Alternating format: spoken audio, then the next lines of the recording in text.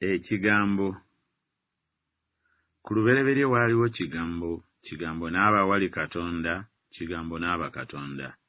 Kigambo n'afuuka omubiri n'abeerako gye tuli, ne tulaba ekitiibwa kye, ekitiibwa ng'ekyo ye yazaalibwa omu yekka Kitaffe, ng'ajjudde ekisa n'amazima.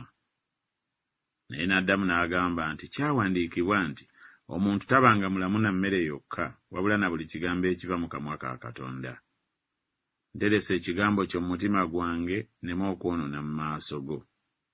Mmwe kaakano mumaze okuba abalongoofu olw'ekigambo kye mbagambye. Ebigambo byo nga bigguliddwawo bireeta omusana, biwa okutegeera abatalina magezi.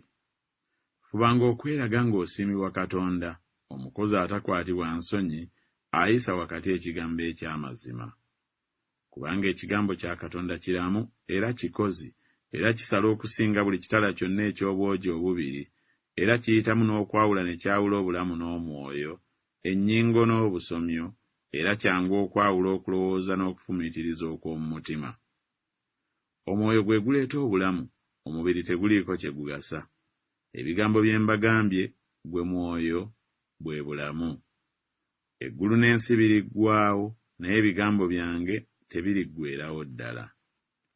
Ng'abaana abawere abaakajja bazaalibwe, mwegombenga amata g'omwoyo agataliimu bulimba, galyoke gabakuze okutuuka ku bulokovu.